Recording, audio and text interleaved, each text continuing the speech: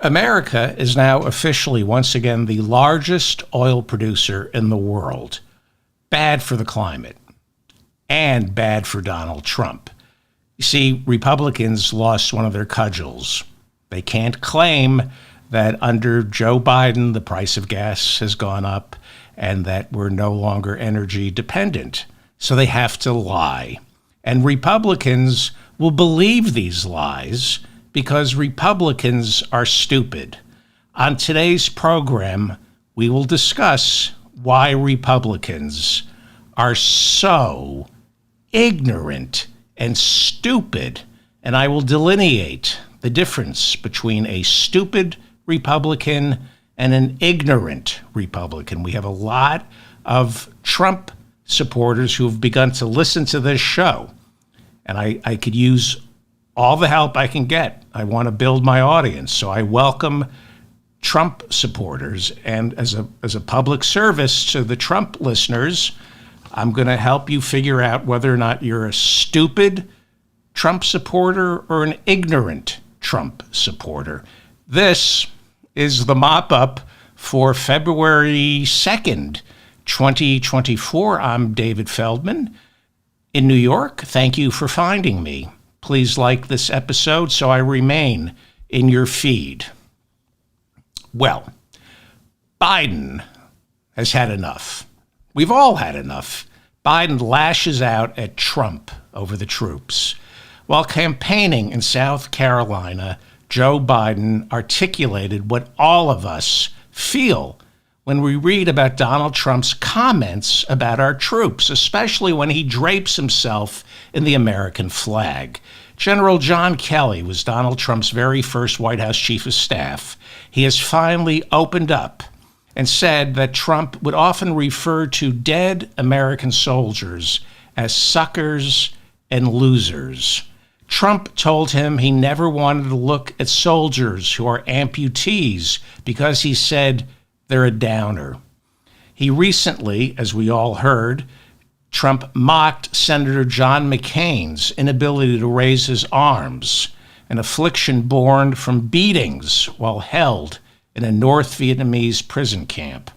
Trump has openly mocked John McCain as a loser for getting captured, and yet, over the weekend, ABC News interviewed a group of Trump supporters, including an older white man who says he's voting for Trump because Donald Trump once hugged the American flag.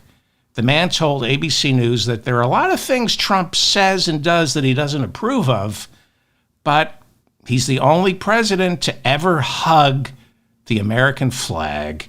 And because of that, this man is voting for Donald Trump because Trump hugged the American flag. You know, the linguistic gymnastics we resort to when we just can't admit we hate blacks, Jews, Hispanics, women, and the LGBTQ community. No, I'm voting for Trump because he hugged the flag. Yeah, well, he did hug the flag. It's true, literally. Trump wrapped up his 2019 speech before CPAC by walking over to the American flag and hugging it. What this Trump supporter left out was that right after Trump hugged the American flag, he began kissing it without consent. And I remember thinking when I saw that how disgraceful it was, how disrespectful that was, not just because it was Trump's lips soiling the American flag, but hugging and kissing the flag is pure, unadulterated political theater. Literally wrapping yourself in the American flag, the last vestige of scoundrels. But this idiot on ABC News told Martha Raddatz that he was profoundly moved by Trump's display of love for country. More like contempt for country. I got news for you, pal. Trump is a patriot in the same exact way he's a populist. Can you even do that? Can you? I mean, aren't there laws about desecrating the flag the way it's supposed to be handled? Are you allowed to kiss it? I know you can burn it, but are you allowed to, kiss it? Well, here is Joe Biden swinging hard. Well, as Commander-in-Chief, I look at veterans completely differently than Donald Trump. Think about this, especially here in South Carolina, a proud military state. Donald Trump, when he was Commander-in-Chief, refused to visit a cemetery, U.S. cemetery outside of Paris for fallen American soldiers. And he referred to those heroes, and I quote, as suckers and losers. He actually said that. He said that. How dare he say that? How dare he talk about my son and all of us rest like that? Look, I call them patriots and heroes. The only loser I see is Donald Trump.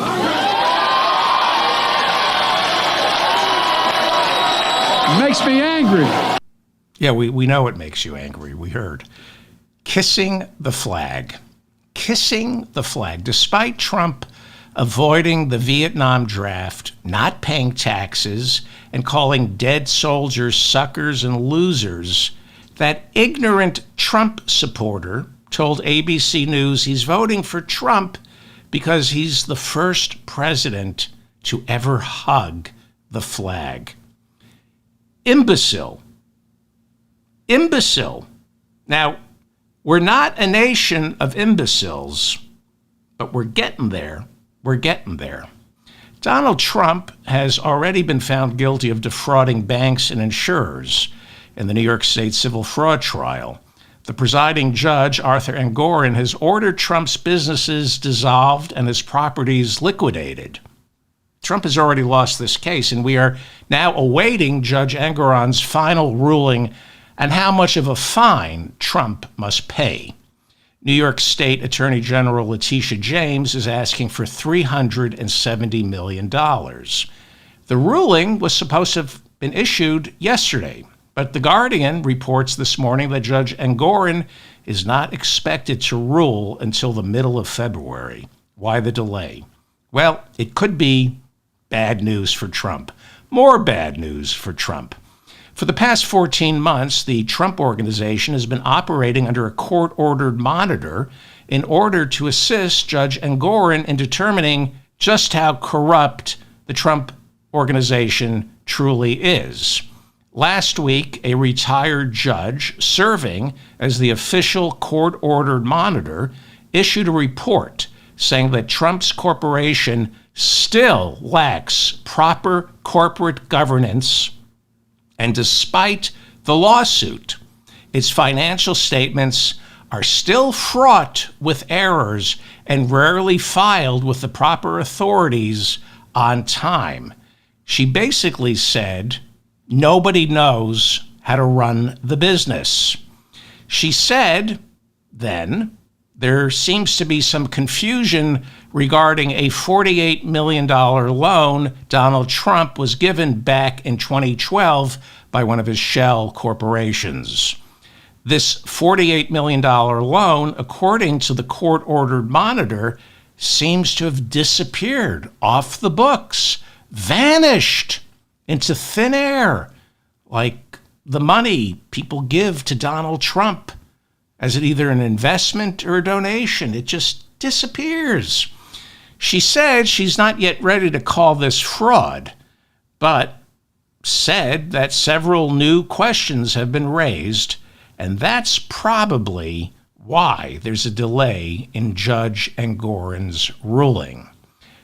Alan Weisselberg served as the Trump Organization's chief financial officer for decades, up until 2022, when he had to leave to go serve 5 months in Rikers Island for tax fraud after pleading guilty to not reporting luxury gifts and payments he received from the Trump Organization. The chief financial officer for the Trump Organization, 5 months at Rikers Island. And now there are reports this morning that Weisselberg, who is 76, he's out of jail. He is about to plead guilty to perjuring himself when he testified under oath in the civil fraud trial filed against the Trump Organization by New York State Attorney General Letitia James.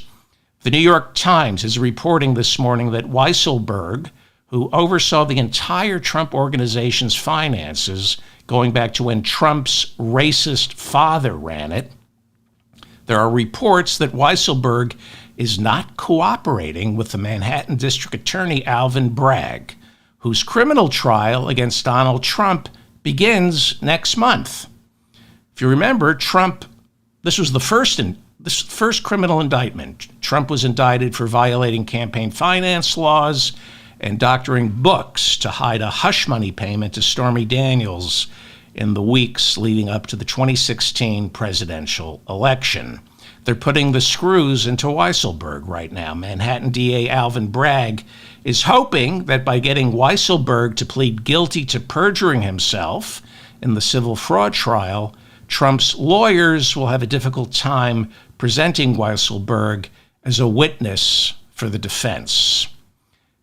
Peter Navarro, Donald Trump's Harvard-educated White House economics advisor, was sentenced in January to 4 months in prison for contempt of Congress after refusing a subpoena from the January 6th committee to testify about a plan he and Steve Bannon concocted to delay the certification of the 2020 presidential election for Joe Biden by flooding the House of Representatives with nonstop challenges to the legitimacy of the electors. It was the Green Bay sweep. He and Steve Bannon devised it. Now, Bannon has also been found guilty of contempt of Congress for ignoring his subpoenas. This week, Peter Navarro said he expects to start serving his prison sentence within the next 2 months. This would make Peter Navarro the first person in nearly half a century to go to prison for contempt of Congress. The House Ethics Committee is deepening its investigation into allegations that Florida Republican Matt Gaetz violated the Mann Act by paying for an underage girl to fly to Washington for sex. The Justice Department sent a friend of Gaetz's to prison for the same charges. The friend's lawyer demanded to know why Gaetz wasn't being prosecuted after the Justice Department said it was ending its investigation. But the House Ethics Committee is now looking at the Justice Department's files and has begun calling witnesses. One witness called to testify will be Matt Gaetz's ex-girlfriend, who dated Gaetz back in 2017 when she was a Capitol Hill staffer. The House Ethics Committee has also reportedly asked to speak with the girl Gaetz is accused of trafficking, so he may go the way of George Santos. But if Republicans keep throwing members of their own caucus out of Congress, they're not going to have a majority left to impeach Homeland Security Director Alejandro Mayorkas. Right now, they have a 2-vote majority in the House. It is the slimmest Republican House majority in American history. And on Thursday, Colorado Republican Ken Buck said he was a solid no on impeaching Alejandro Mayorkas, the head of Homeland Security. On Wednesday, the Republican-controlled House Homeland Security Committee voted to send articles of impeachment to the House for a full vote. But with Buck a solid no, that means all it takes is one more Republican to kill the measure. Ken Buck is only one of 2 members of the Freedom Caucus to have voted to certify the election for Joe Biden in 2020. He announced his retirement late last year. He couldn't take it anymore. Lauren Boebert has switched congressional districts. She is running for the Republican nomination to replace him.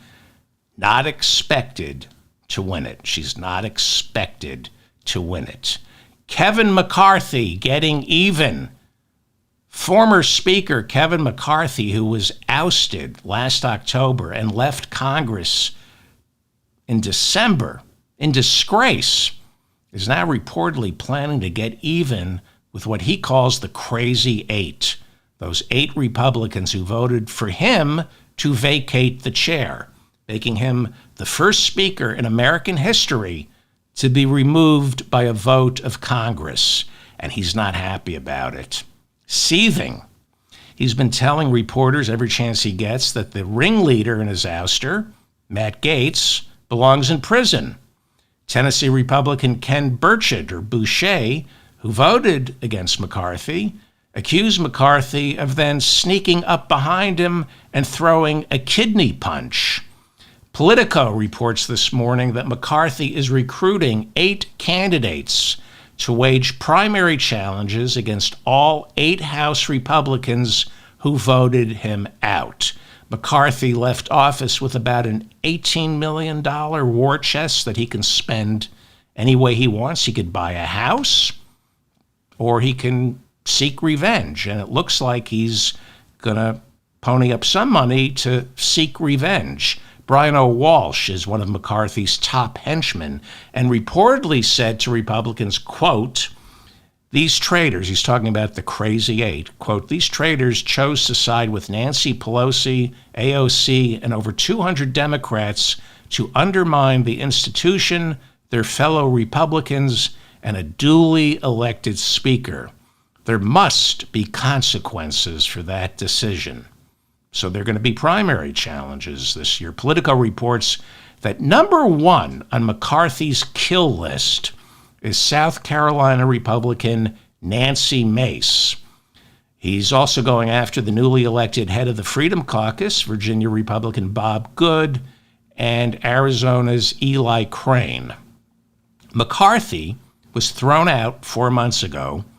I'm being told he's unable to let it go and is consumed with rage over this humiliation. The only speaker in American history to be thrown out. And I'm glad. I'm glad he's consumed. That's what you get for censuring Adam Schiff, refusing to certify the election for Joe Biden, and blocking the January 6th committee. You deserve all the rage and anger inside of you. Nikki Haley wants to run for president as the official nominee of the Republican Party. That would be the party of Lincoln. But ABC News reports this morning that the former South Carolina governor once again is saying that states have the right to secede from the Union if their citizens vote to do so. That's not very Lincoln of her. Once again, Nikki Haley, she said this before. Once again this week, she said it's in the Constitution. She said the Constitution allows for states to up and leave, like they're Trump and Marla Maples. Sorry, honey, I found a much younger and hotter country. Haley made the identical statement 14 years ago during her run for governor while campaigning before the Sons of the Confederacy. During a radio interview this week with Charlemagne the God, Haley said that Texas has the right to secede from the Union if Texas takes a vote and the majority decides they don't approve of how Joe Biden is handling this so-called border crisis. Haley then added she didn't think that would ever happen, but she said it could because the Constitution permits it. Nikki Haley is stupid. No, seriously, she's like dumber than Reagan. She really is. ABC News reports that she's wrong about the Constitution. I say she's stupid.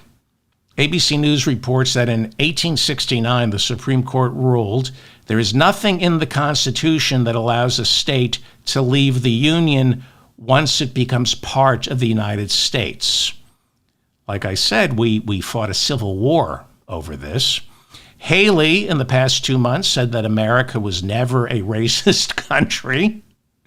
She also said the Civil War was, quote, about the government interfering with people's freedoms, and she never mentioned slavery.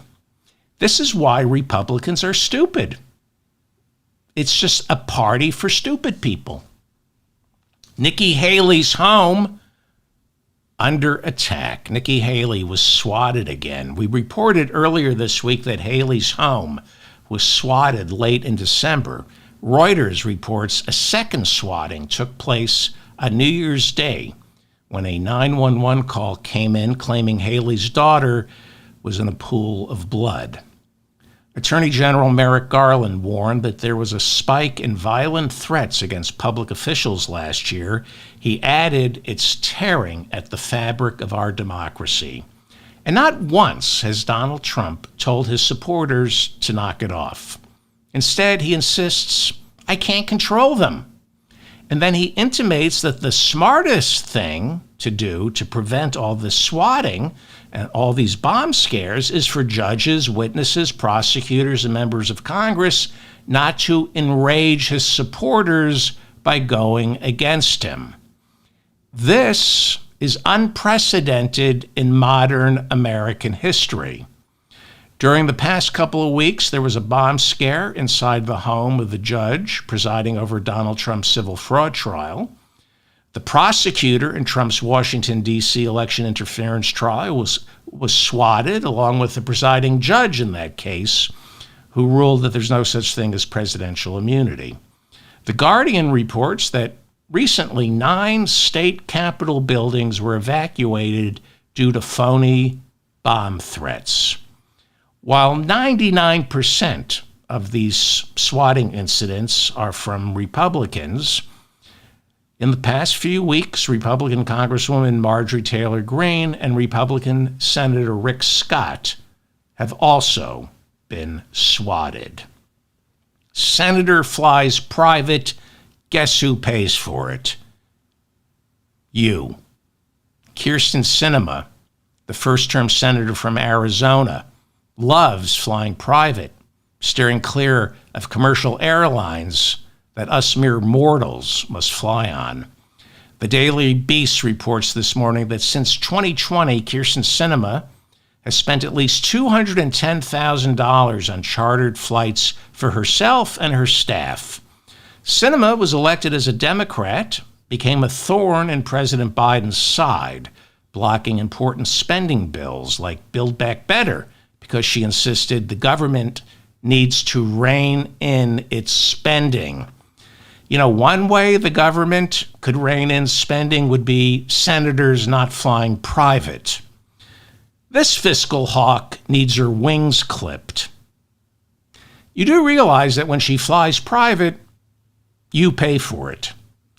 Members of the Senate get roughly $4.1 million a year to run their offices, and they are free to spend that money any way they want. As the Daily Beast points out, Sinema's couple of $100,000 on private air travel could be better spent on hiring staffers to do more in terms of constituent services.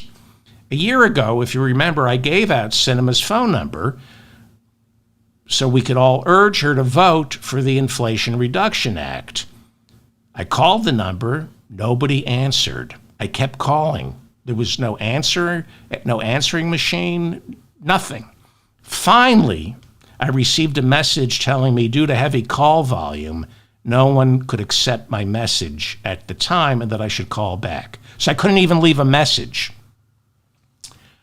It's been fixed. She's running for re-election, so she's fixed it. And last night, I called 202-224-4521, and I was able to leave a message telling her to drop out of the race for Senate and endorse Democratic Congressman Ruben Gallego, who most probably will be the Democratic nominee.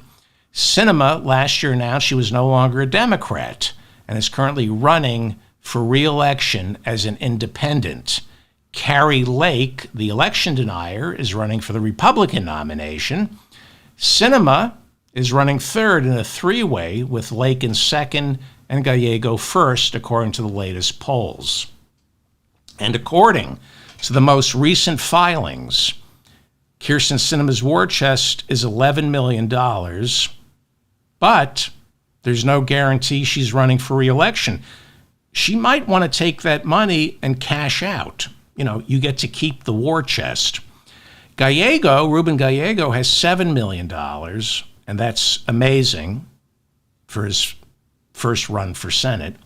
And Kari Lake only has $1 million in the bank with close to $310,000 worth of debt. Deny that, Kari Lake. Deny your debt.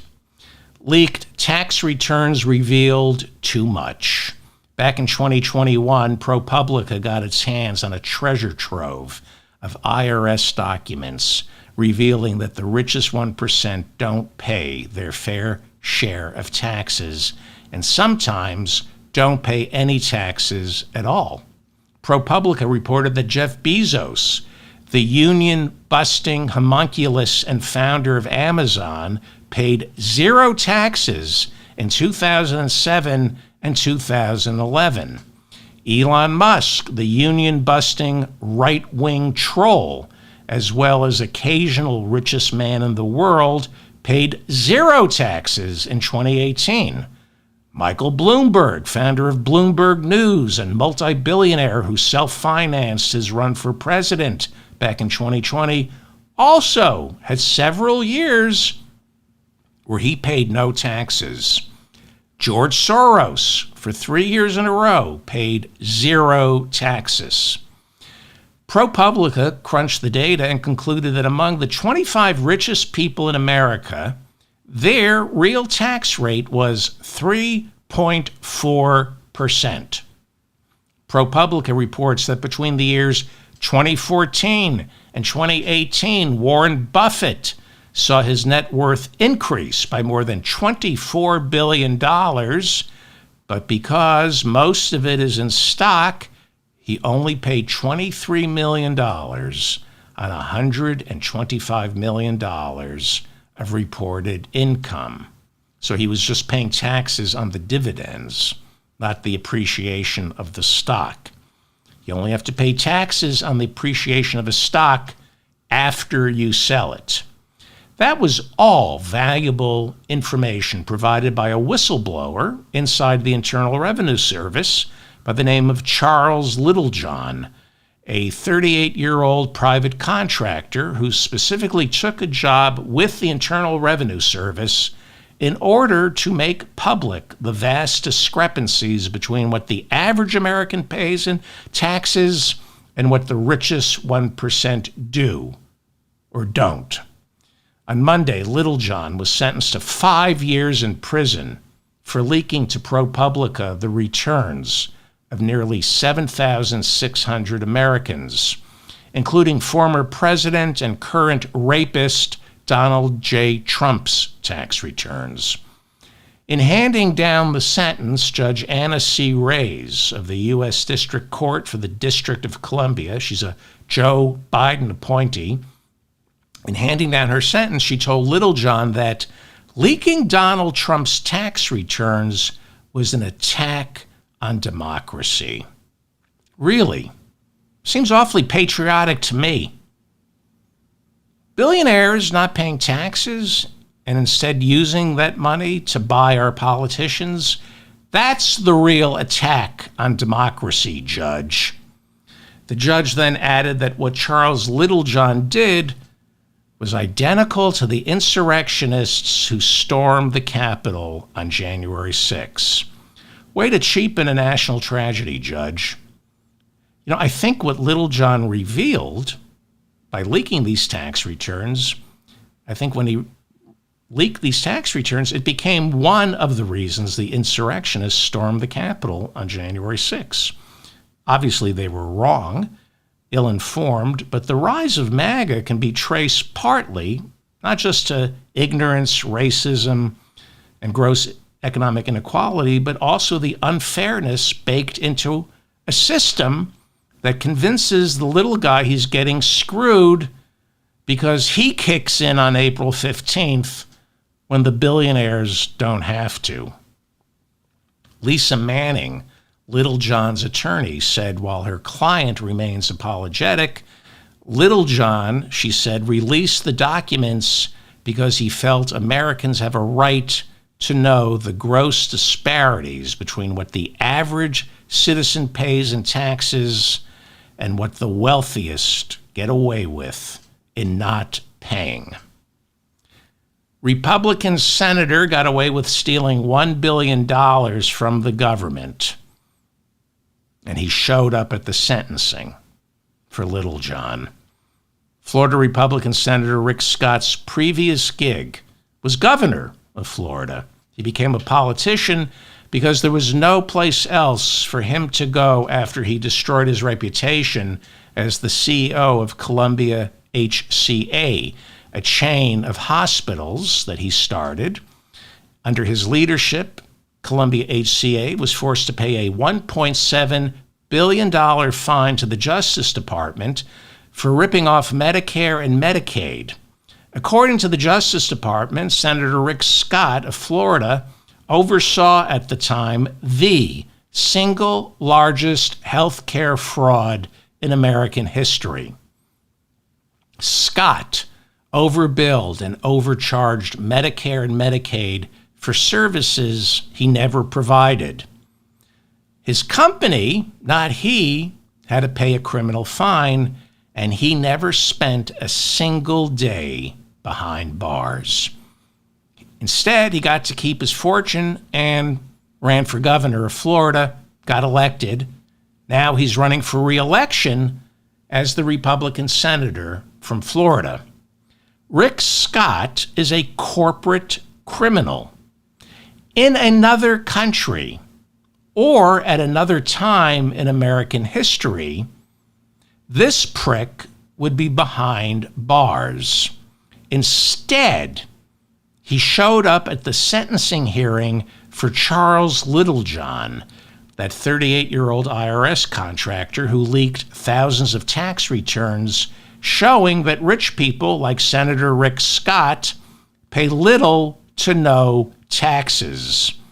Among the tax returns Littlejohn leaked was that of Senator Rick Scott's, who complained that the Justice Department and the judge were being way too lenient with Littlejohn, only sending him to prison for 5 years. Senator Rick Scott, who stole more than $1 billion from Medicare and Medicaid, told the judge that he and his family had to live with the fear that their confidential tax returns were now part of the public record. Poor baby. Scott called Littlejohn's leak, and I quote, the greatest heist in IRS history. Said the man responsible for the greatest heist in Medicare and Medicaid history. Littlejohn performed a public service, you shaved chode. Then Senator Scott, who stole at least $1 billion from Medicare and Medicaid, called the 5-year prison sentence, quote, the plea deal of the century, unquote. The plea deal of the century. You know, I read this story in more than 4 separate, well-respected news sites, and not one reporter mentioned the bitter irony that Rick Scott stole close to $1 billion from our government and never saw one day behind bars. And yet the IRS contractor, who one could argue is up there with Daniel Ellsberg for exposing the gross inequality in our system, he's going to prison. How does Rick Scott look at himself in the mirror? I mean it. How does this guy look at himself in the mirror? Look at him. His face looks like a testicle in the final throes of gangrene. Rick Scott and Jeff Bezos should form a folk singing group called My Grandfather's Saggy Balls. My Grandfather's Saggy Balls with Rudy Giuliani on the hurdy-gurdy. How much does Rudy Giuliani have left? A lot of people want to know, especially Ruby Freeman and Shay Moss, the mother-daughter Georgia election workers, who won a $150 million settlement after Giuliani defaulted on their defamation lawsuit, where Giuliani was found guilty of spewing racially tinged lies about the 2 women, insisting on television and before the Georgia state legislature that they stuffed ballots for Joe Biden while counting votes in the 2020 presidential election. Thanks to Rudy's lies, the two women were forced to go into hiding as Trump supporters threatened to kill them. After the judgment, Rudy immediately filed for bankruptcy protection, and now we're getting a glimpse into what he actually has, as his court-ordered financial disclosures are being made public. Rudy Giuliani has $14,000 in his checking account and $351 in his savings. He turns 80 in May. Giuliani's retirement accounts come to $1.4 million. He owns a 1980 Mercedes valued at $25,000. His jewelry, what kind of jewelry? His jewelry includes 3 Yankees World Series rings. They're worth about $30,000. He also has a shirt signed by Joe DiMaggio. Because Giuliani owns 2 apartments that he's trying to sell, one is in Manhattan and one is in Florida, he lists his total assets at $10.6 million. But who knows how much he borrowed against those 2 residences. His living expenses are $44,000 a month. That's just his bar bill at the Mark Hotel. He has to pay $5,000 a month in alimony, and under liabilities, sorry, I like to see bad people suffer. This makes me tumescent. This makes me happy. I'm very happy to see that there isn't enough scotch in the world to dull Rudy Giuliani's pain. Under liabilities, he listed 10 lawsuits filed against him. That includes one from last year, where a former female employee is accusing him of rape and forcing her to perform oral sex while he talked on the phone with Donald Trump. That's in the complaint. He forced her to perform oral sex while he talked on the phone with Donald Trump. These are monsters. Plus, he owes close to $1 million in back taxes. This is the guy who's going after Hunter Biden for not paying taxes, right? Why isn't Rudy being arrested? He owes the government $1 million. He's not being arrested for that. As for accounts receivable, according to his financial statement, Rudy is still owed money for the work he did for Donald Trump back in 2020 and 2021, trying to prove election interference. Giuliani personally flew down to Mar-a-Lago last year begging Trump to pay his legal fees associated with that indictment in the Georgia RICO trial, but Trump refused. Instead, last year, Trump hosted 2 $100,000 a plate dinners at his Bedminster, New Jersey golf club to help pay Rudy's legal expenses. Did not put a dent in Rudy's legal expenses. After the 2 dinners, Rudy was only able to cut his lawyer a check for $14,000. There were 2 $100,000 a plate dinners at Trump's country club, and all Rudy pocketed was $14,000. Each plate was that's like a fifth of a plate. Last autumn, Rudy was sued for $1.4 million by his former lawyer, who says Rudy owes him for the legal work he performed after Rudy got indicted, got sued for defamation, not to mention the 2 disbarment trials in Washington, D.C. and New York City. By the way, law license suspended in Washington and New York City, still has not been taken away from him. CNBC reports that Rudy has taken $740,000 from his political action committee to pay his legal fees. So far, he has only been able to raise a total of $1 million despite all these fundraisers, and the money only came from 13 donors. One of them is Roger Ailes' widow. Remember Roger Ailes, the rapist who ran Fox News? His widow is donating to Rudy. I think she gave about $75,000 to Rudy. Now, under law, Rudy can set up a political action committee, ask for donations, and he is free to spend that money any way he wants, like on lawyers. It should be against the law, but laws are written by lawyers.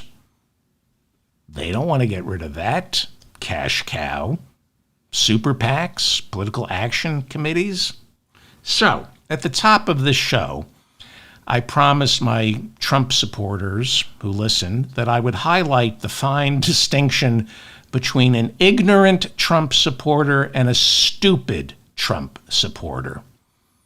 An ignorant Trump supporter votes for Trump. A stupid Trump supporter not only votes for Trump, but also sends Trump money. And some incredibly stupid Trump supporters who listen to this show called me a liar for saying that Donald Trump was paying all his legal expenses through his Save America Super PAC. I got some emails. We have some Trump listeners who wrote to me outraged, insisting I lied when I said Donald Trump was taking donations made to his super PAC and using that money to pay his legal expenses. In their emails, they insisted that's against the law. And they said if he were doing this, they would know about it. Well, you're a Trump supporter.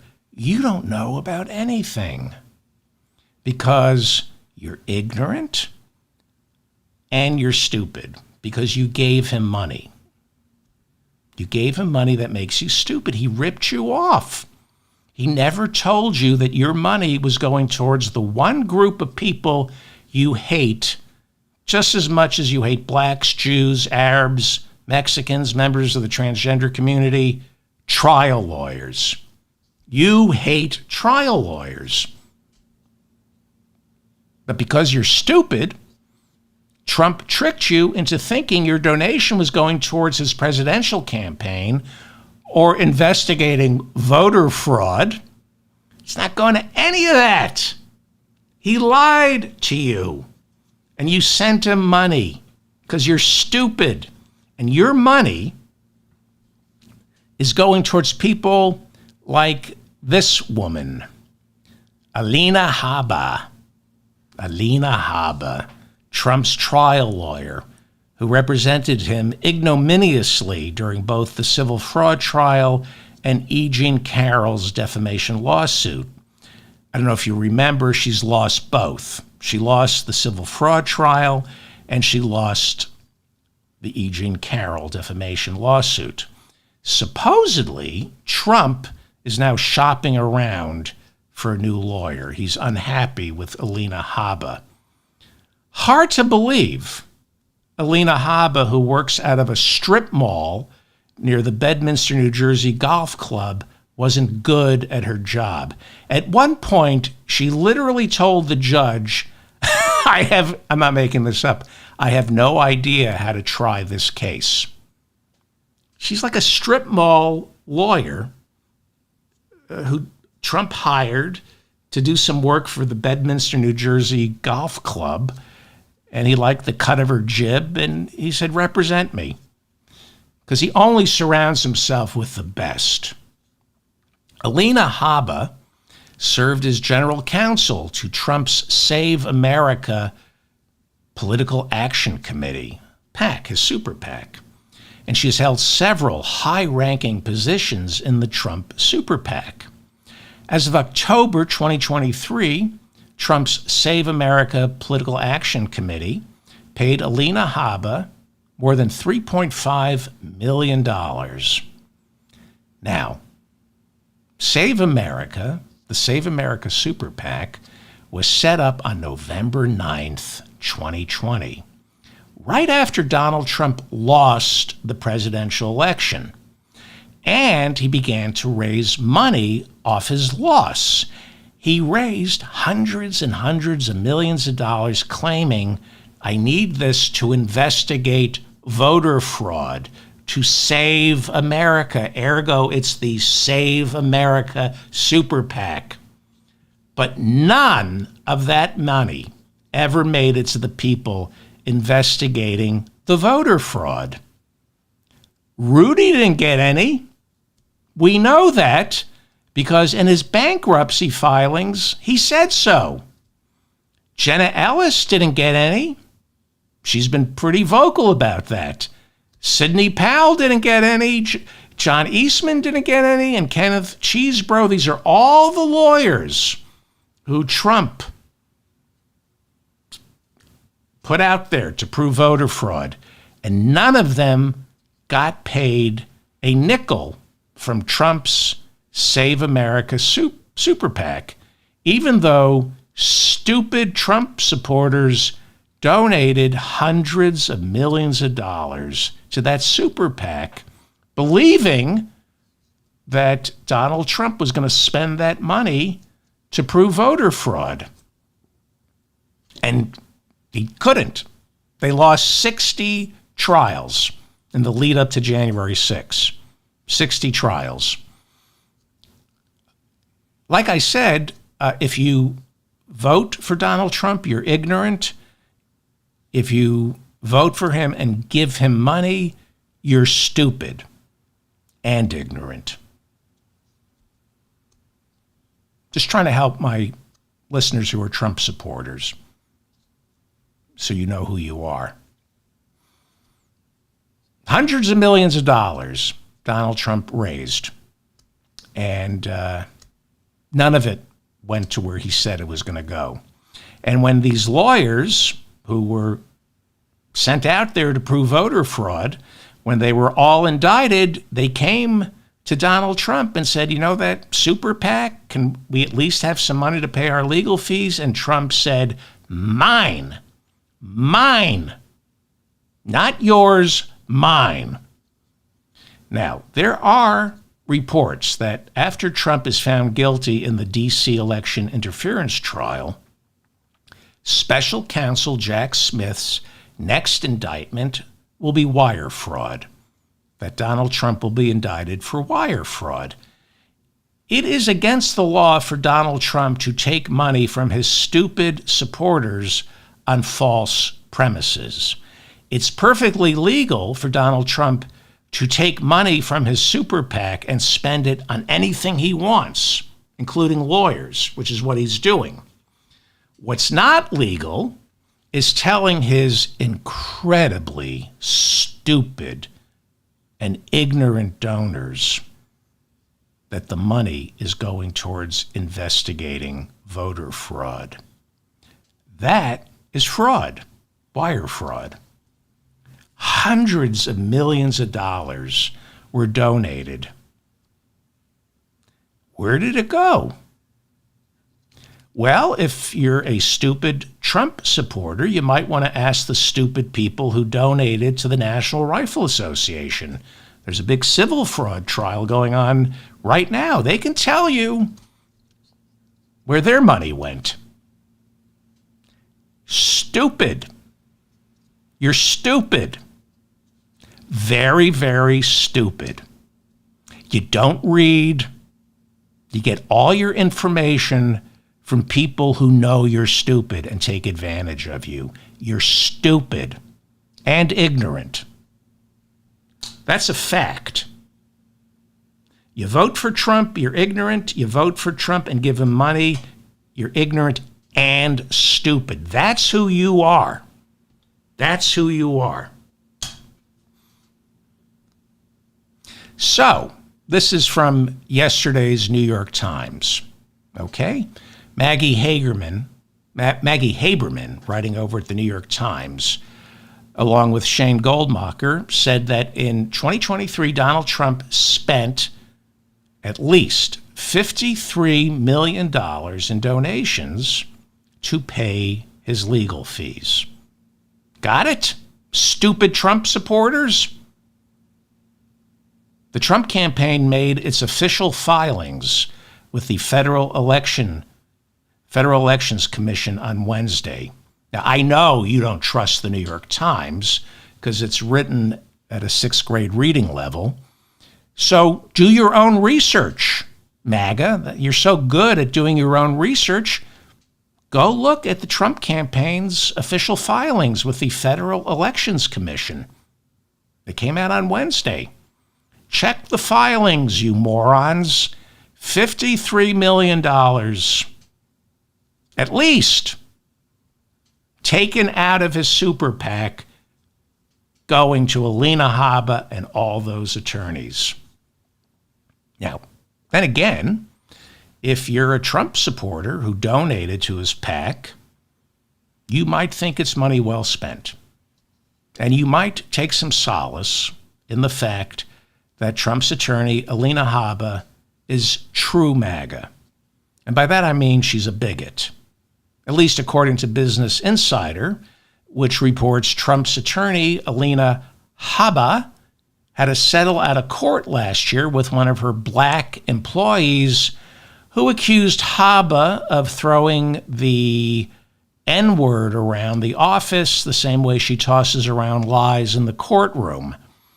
And, according to Business Insider, she once said of New York State Attorney General Letitia James, quote, "I hate that black bitch."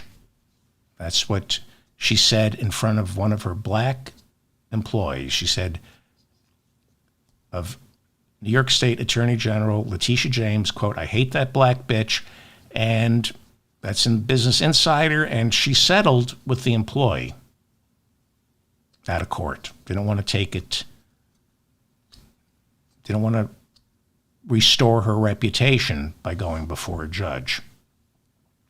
So, if you gave money to Donald Trump, it's not like some of it isn't going to a trial lawyer you would dislike. You'd probably like Alina. E. Jean Carroll's attorney, who just got an $83.3 million judgment against Donald Trump for defaming Carroll, said she is now considering seeking sanctions against Trump's attorney, Alina Habba, for falsely claiming that the judge in the trial had a conflict of interest, all because 30 years ago he worked at the same law firm as Carroll's attorney. More than 30 years ago, Carroll's attorney, Roberta Kaplan, and Judge Lewis Kaplan, no relation, were two of more than 1,000 attorneys working for the law firm of Paul Weiss.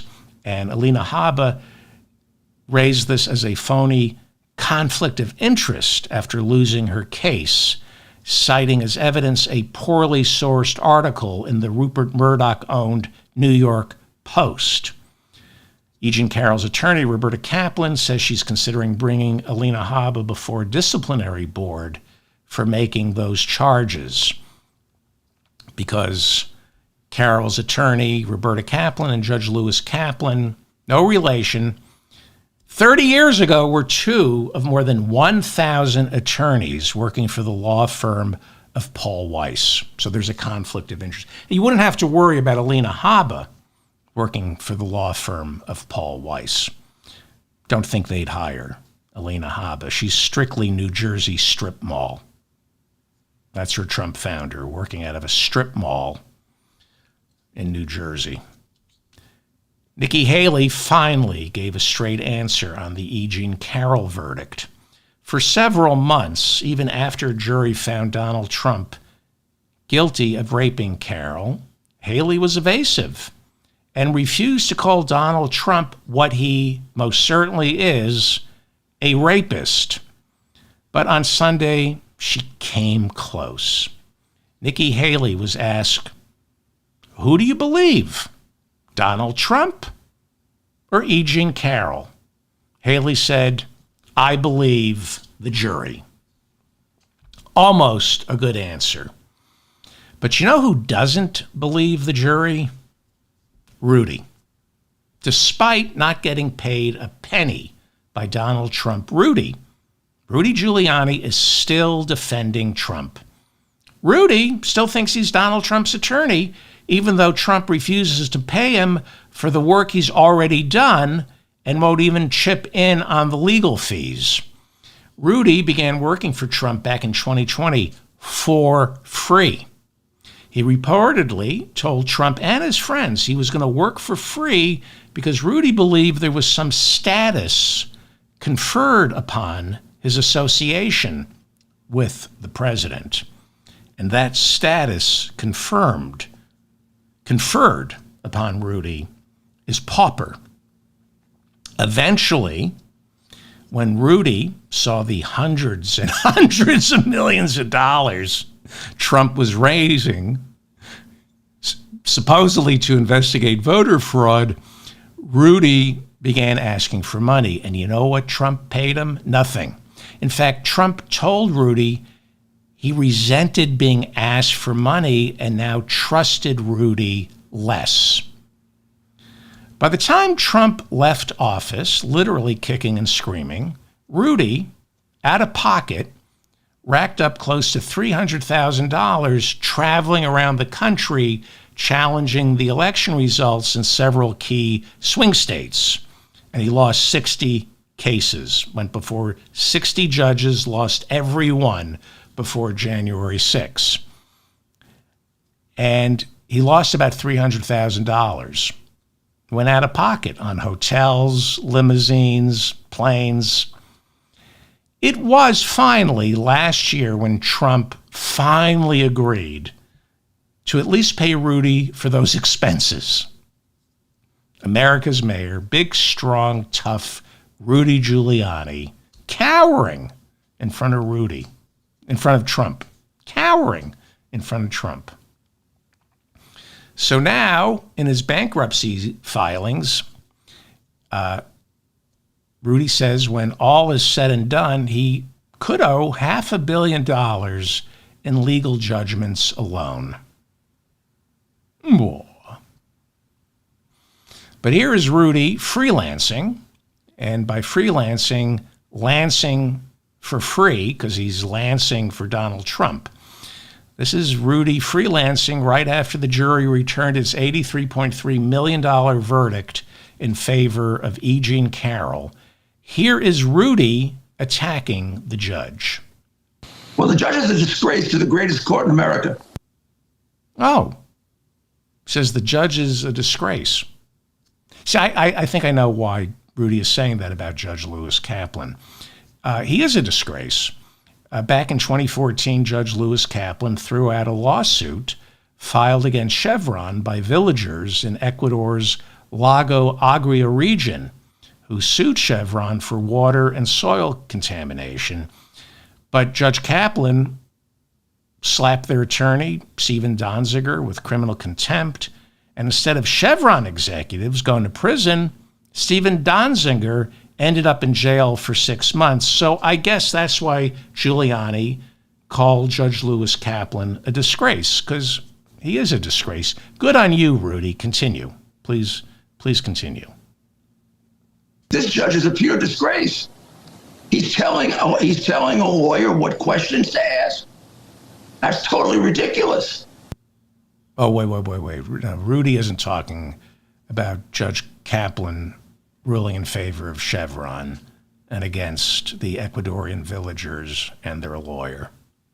Rudy's talking about the E. Jean Carroll trial. Go ahead, Rudy. He won't let him defend himself? He won't let Trump defend himself. That's what Rudy is saying. Because that trial, Rudy, was last year, where Trump refused to testify. Last year was the trial about the rape, and Trump was too chicken shit to take the stand. and he lost the case. And last week, Judge Kaplan explained to the jury and Donald Trump and Alina Habba that the entire purpose of this trial was to determine damages. The judge said, we already found Trump guilty of rape and defamation. This is all about how much does he have to pay. And the judge literally said, I won't allow you to turn this courtroom into a campaign rally. But it does seem only fair for it to become a campaign rally since Trump's stupid donors are footing the bill for his defense. That's what it was. Alina Habba really did turn it into a campaign rally. Go ahead, disgraced pauper Rudy Giuliani. And how is it inconsistent? Let's say he was. First of all, he was found not guilty or not liable for rape. It was sexual assault, not rape. Okay. Wow. It was sexual assault, not rape. Okay, so that's not true. The trial took place inside a federal courtroom, and according to federal law, any penetration of a woman's or her without consent is rape. It can be with a man's, his finger, his tongue, although unlikely with Trump, I don't think he's going to be doing anything with his tongue, or an inanimate object. Fatty Arbuckle was wrongly convicted in San Francisco for allegedly using a Coke bottle. That is the definition of rape inside a federal courtroom. Penetration without consent. Doesn't matter what you use to penetrate. The judge wrote 3 times that Trump was found guilty of rape in common law parlance, so that the jury found him guilty of sexual assault because that was the only decision they were allowed to reach based on the limitations provided by the Adults Survivor Act, which was passed in New York State, allowing a brief 1-year window for the statute of limitations on sexual assault to be lifted so victims could sue in civil court. Rudy is also being sued for rape. But look at how Rudy Giuliani lies. And how is it inconsistent? Let's say he was. First of all, he was found not guilty or not liable for rape. It was sexual assault, not rape. It was sexual assault. Sorry, he thinks sexual assault sounds better than rape. And that's what some of my Trump supporters who listen have written to me. It wasn't rape. It was sexual. I'm sorry. It's just, you shouldn't laugh at ignorance. It wasn't rape. It was sexual assault. That's how they defend Trump. It wasn't rape. It was sexual assault. Well, my Trump listeners, sexual assault. I don't know if anybody ever told you this. In incel land, I know you're mostly involuntary celibate, so, but sexual assault is rape. Okay, I'm trying to be your friend here. Forced sexual penetration, no matter how slight, is rape. Sexual assault is rape. They're synonymous. You know who knows they're synonymous? Women and any guy not being accused of rape. Well, here is Rudy defending Trump on the defamation charges. You can be guilty of rape, and still a person can be a wacko. Yeah, that was a defamation. You're allowed to still defend yourself against defamation. So he's saying Trump, Trump, even if he did rape her, E. Jean Carroll could be a wacko, so that wasn't defamation. I don't know if anyone told you this, Rudy. But the only thing more traumatic than sex with you or Donald Trump would be getting raped by you or Donald Trump. Calling somebody a wacko, calling E. Jean Carroll a wacko. People never fully recover from rape. And they deal with rape in a whole host of ways, from trivializing sex to never again being able to be intimate with anybody for the rest of her life. And I think that's what happened to E. Jean Carroll. I don't want to go over E. Jean Carroll's testimony. She's not wacko. She is damaged because Donald Trump raped her. And I hate that I have to discuss this, because I don't want to come across as the guy who's in touch with women's feelings, because I'm not. The reason I've been divorced so many times is I don't give a shit what women are feeling or thinking. I don't care what anyone is feeling or thinking. I just want to be left alone. I just want to be left alone in my bubble. I don't want to know how your day went or how Susie looked at you the wrong way at the office. I don't care how you, Susie at the office, or anybody feels. So I don't want to be the guy who's, Mr. Sensitivity, because I'm not. However, there is a breed of men out there who are monsters. Rudy Giuliani is a monster when it comes to women. And Donald Trump, most definitely, is a monster. And there are young men who look up to these guys. There are men right now who see Donald Trump as a role model. There are 16-year-old boys on Facebook right now saying, it wasn't rape, it was sexual assault. And there's nobody in their life to tell them how stupid they are for saying that, how ignorant they are for saying that, and how dangerous they are for thinking that. See, I know things can get a lot worse in America, but not really. This is pretty bad. This is as bad as it gets. It really is. Next stop, if it gets any worse, next stop, Jesus comes. We are dealing with imbeciles. Imbeciles who think because they say it, it's correct. Rudy's an imbecile. Donald Trump is an imbecile. Elise Stefanik is an imbecile. January 6th wasn't an insurrection. It was a bunch of patriots exercising their First Amendment rights, and now they're hostages. Donald Trump built the wall. That's what we're being told. He built the wall. Under Donald Trump, it was the best economy ever. Vaccines are more dangerous than COVID. It wasn't rape, it was sexual assault. Imbeciles. Dangerous imbeciles.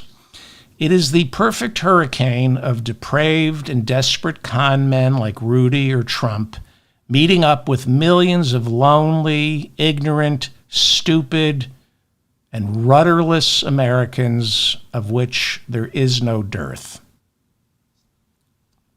I say it can't get any worse because while there are millions of these voters, there still aren't enough. I have faith in America. I still have faith in the hundreds of millions of Americans who weren't homeschooled and remember all the niceties taught in kindergarten. That's how stupid Trump supporters are. That's how ignorant Trump supporters are. They can't even pass kindergarten. Forget high school.